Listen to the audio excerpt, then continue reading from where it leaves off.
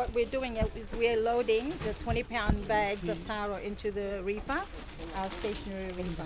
This is the product, the frozen taro the ladies have worked on today. I think we did 53 bags today, and we're quite proud of it. So it's frozen taro, as you can see. In each of these 20-pound bags, we have 5 of the 4-pound bags, because this is talking pounds, because this is targeted for the U.S. market. But it's about 1.82 kgs each of the pack inside. In the we pack it into the 20-pound bags for easy stacking, as you can see in the reefer. It's easier to stack instead of using the smaller bags. So where do you get all your taro from? At the moment, this particular product today is all from Morobe province. But we have received taro from Hagen, and we are getting another truckload tomorrow from Hagen. So in the reefer here, we've got taro from Morobe and also from the Highlands, Hagen. So what's the process? Okay, the process is we bring fresh taro in. So in the reefer here, a 20-foot reefer, we can only fit 12 tons of frozen taro. So to make the 12 tons of frozen taro, we need about 20,000 kilograms or 20 tons of fresh taro. And so the fresh taro comes in, we buy either from the market or people get delivered to us, or we pick up from their locations.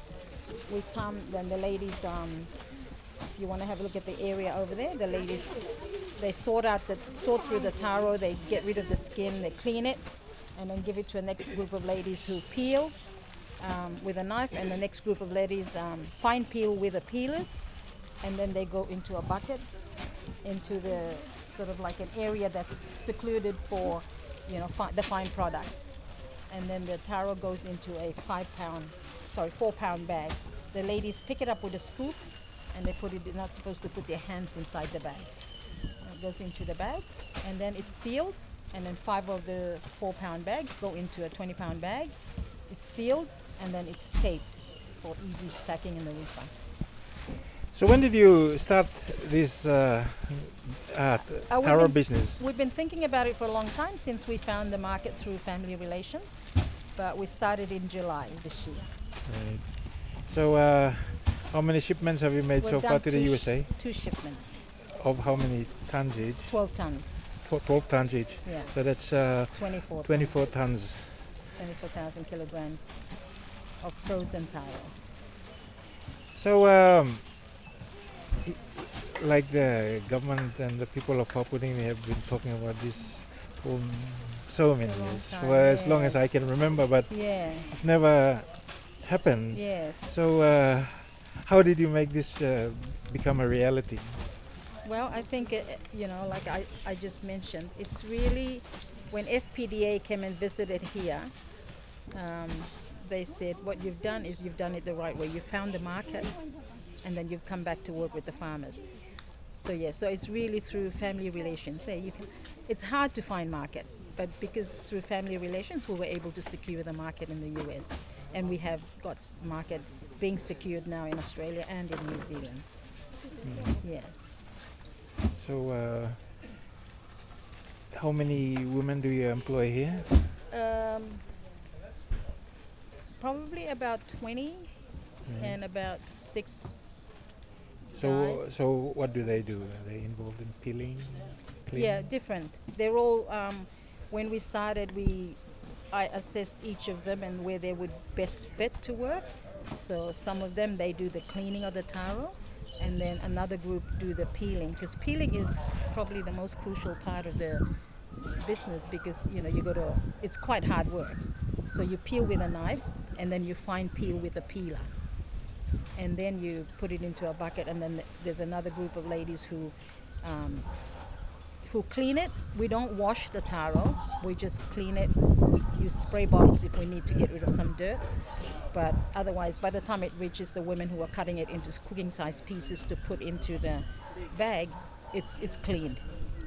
We wipe clean it, and then we cut it into cooking size pieces, and then another group of ladies bag it, weigh it, 4 pounds, put it to the girls who seal. We use heat seal, and then we put it into 5 of the bags into the 20-pound bags. Can you take me into the river? Show me what's Yeah, in sure. here. Yeah, sure. So, it's right here. This is Tini Rao and Joe. They've been stacking the reefer for us. So, but that's what we've got, 20-pound bags in there. So from here, they go straight to the wharf? No, this is our stationary reefer. Right. This one, we've worked out once we've got 1,400 bags, then we bring in a shipping reefer and it sits here. And we open the doors and we stack into the shipping reefer, and the side lifter comes and picks it up to the wharf and it goes off. So yours is a very inspirational story for other Papua New Guineans to do something themselves rather than wait for government. No. So what would you like to say to other Papua New Guineans? I don't know. It is hard. It's a challenge. We have our own challenges, but I think we just have to give it a go. When we think we can do it, try it out. It's not easy. And what inspired you to get into this Taro export business? Because I also, as old as I am, I've been listening to the government talking about how agriculture is the basis for the economy in this country. But we're not putting our money where our we need to put money into such things. We need to do downstreaming. There's a lot of agriculture research. There's a lot of training on how to plant crops. But where's the downstreaming? And like a lot of the Taro farmers are now saying, we get trained by how to plant taro, and we go to training and talk about supply chain, but never really had any market. And so I'm encouraging, the market's here now. The market's big. It really is big. If the government can put their hand in and help, we can grow this market through our little SME. We can grow it, and a lot of Papua New Guineans would benefit immensely, because taro is a food crop that we cook, we plant to eat, and we can use it for commercial purposes. I keep saying, we have tea and coffee and cocoa, but that's to drink. Taro is for the tummy. So taro is food, and there are a lot of people who want to eat taro as well in the world, So you're originally from Bougainville? Yes, I'm Bougainvillean. My mother's Sepik. That's why I call my little SME Muruk Tropical Produce Ltd. Muruk Tropical Produce Ltd. Okay. And who do you sell to in the US? We have a buyer. It's like I said, it's through family relations. It's the Polynesian community in the US, and it's not a small community. It's huge. So what's the potential for more exports? Taro. It's huge potential. Huge potential. Right now we're doing a container every 2 months. These guys want up to 8 containers a month. If I can, I intend to look at setting up in West New Britain and Bougainville as well. There's huge potential. So what would you like to see happen in Papua New Guinea? I'd like to see some government help. Regarding such SMEs like yourself who have taken your own initiative to get into I'd like to see some government help. I do. My challenges are logistics, for one, for the farmers. So when I talk to the farmers, I encourage them to talk to their local political leader, to help them with logistics, because logistics, the cost of doing agriculture business in PNG is very high, unlike some parts of the world, very high. And so if the government can come in with some sort of logistical support for their farmers in their different respective electorates, that would go a long way. It really would. Just pay for their boat fares to bring their taro into Lae, or from West New Britain to Lae, or from Hague and down. I've had to, help some of these farmers with that, which is really not my place. They need to bring the taro to me and I'll buy at my price. the other challenge I find is the price. I don't know if there's a possibility at all for price support with food crops such as taro, which is now being commercialized. I mean, I know they have price support for other, cash crops, because I can only afford so much. I can't go higher because otherwise it's not economically viable for me. And if I close down, then everybody loses out. Secretary, can you come and stand with Mrs. Wissink and just say a few words on her little taro export business? Yes. So Anna, we congratulate you and David, Emily, and the team you have here in doing this taro business to the US. You're also about to enter the Australian market, we hear. Yeah, and the New Zealand and the New Zealand market. And that's a great step forward. And a woman farmer entrepreneur, so I say woman agricultural entrepreneur, buying from taro growers and processing to sell to overseas. And it's very encouraging. Thank you. That you do that. And it's many years of preaching, and finally we've got a strong woman, Papua New Guinean, who wants to do something, and who has done it. And you have sent some containers, several. How many containers you have now? Just two containers. We just started in July. So this is now the third one. Yeah, we're working on the third shipment now. Yes, good. And so I am sure that the uses of the cost of exporting and the shipment itself to go to a faraway country like America, the cost of one container not cheap. is 30,000 kina one container to go from Papua New Guinea to America. And I think this is where Mr. Malum, the freight subsidy that the Prime Minister has put up will really help here. And we can help with the freight. And so I will recommend to my staff in the DAL and then work with the Prime Minister's Department that we will support Mr. and Mrs. Wissink in this taro export to the US and later to Australia and New Zealand, that we can partner with them on the freight subsidy. And we should be able to do that. Yeah, once you're paid and you've collected all the receipts and you've got it on hand, we can then give you that amount back to you as a freight subsidy support. Oh, that's really great. Secretary, on the other end of the scale, I was just telling Mr. Malum that that the farmers, the cost of doing agribusiness, as you know yourself, in Papua New Guinea is so high. True. Farmers trying to get their produce to the market. That's right. Like boat fares. Oh yeah. Truck fares. Yes. It's just so high. So, maybe that's another area. Maybe the individual members can look at supporting their people. That's what I've been telling them, because they say, when they've been saying, and we can't really, we got to pay for trucking fares. I'm like, maybe find out if the member can help with some sort of support, bringing your produce to market or bringing your produce to sell to me. Yes. Because the produce is not coming as far as Hagen. Yeah. But Highlanders are very business minded. They come rain or shine, they'll bring the produce to you. Yeah. Yes. But for our Morobean people, they're a little bit not at that level, and so they need some support.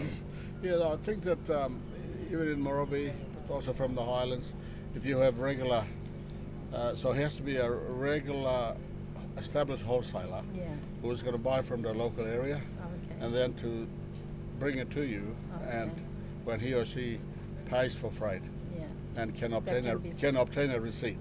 Okay. And then it's from an official